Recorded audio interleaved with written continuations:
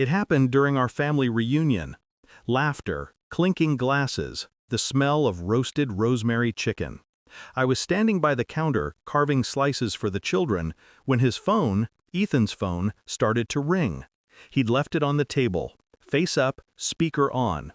The room hushed when a woman's voice slipped through the speaker, soft, familiar in a way that made my stomach tighten. "I can't stop thinking about you." Time froze. I didn't blink, didn't flinch. I simply reached for the phone, smiled at the table of half-smiling relatives, and said, "Why don't you come over? It's the perfect time." The silence that followed was a living thing, heavy, breathing. I placed the phone down beside the wine and turned to Ethan, who had gone pale. "I was just about to share some exciting news with everyone," I said evenly. "I found your messages. I've already contacted a lawyer." No one moved. The laughter died quietly, like a candle in the wind. We met in autumn, years ago, when loyalty still meant something. He'd been charming then, steady hands, easy confidence, the kind of man who made promises sound believable. We built a life brick by brick, late-night talks, cheap wine, whispered dreams about the future. He used to say, "You're my home," and I, fool that I was, believed him. But homes rot slowly. You don't notice the cracks until you hear the creak in the floorboards. It started with late meetings, a new cologne, a different password. I remember the first real clue. Lip gloss on a receipt, a shade I'd never wear. He said it was for his assistant's birthday. I nodded, pretending to believe. Pretending to be the woman who didn't see what she saw. Then one night, after he fell asleep, I watched his phone light up. A preview, "I miss your hands." I didn't open it, not then. I wanted to be sure. Over the next few weeks, I became deliberate. I took screenshots, dates, names, places, every lie cataloged with quiet precision. I even met her once, at a cafe downtown. She didn't know who I was. She smiled at me while stirring her latte. Her laugh was small, careless. The kind of laugh that forgets it's destroying something. I left with a polite smile and a plan. Emotion is messy. Strategy isn't. I started by contacting a lawyer, quietly. No tears, just signatures and instructions. Then I opened a separate bank account, moved what was mine, changed passwords.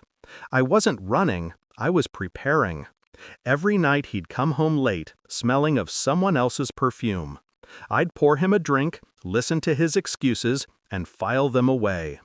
He thought my silence meant forgiveness. It meant calculation. And so, the reunion. The stage I built for him. Our families gathered. His parents, mine, our siblings, the ones who thought we were perfect. The wine flowed easily. The table glowed with candles.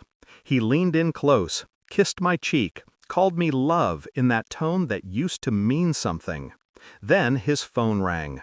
The voice, the confession, the shatter. He tried to speak, but words tangled in his throat. "It's not what it—" Stop. I didn't raise my voice. I didn't need to. I stood, raised my glass slightly. "To truth," I said. "To the end of pretending." I could see realization settle in his eyes like poison. He knew I'd been waiting for this. My lawyer's papers were already signed. The house, mine. The accounts, secured.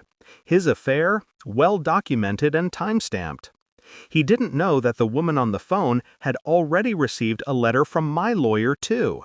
A reminder that she was complicit in adultery, in a no-fault state that suddenly wasn't so forgiving when money and reputation were involved.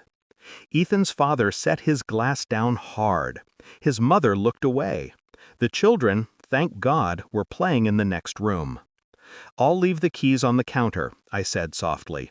"You can pick up your things tomorrow, alone." That night, after everyone had gone, I stood by the window, watching the moon rise over the quiet yard. I wasn't crying. There was no need. Betrayal isn't a wound, it's a mirror.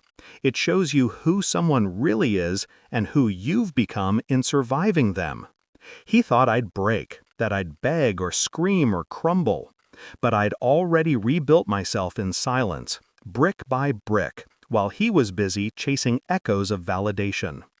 When he left the next morning, suitcase dragging on the gravel, I didn't look back. I didn't need to. I had my proof, my freedom, my peace. Justice doesn't always roar. Sometimes it whispers, and when it does, it sounds a lot like me.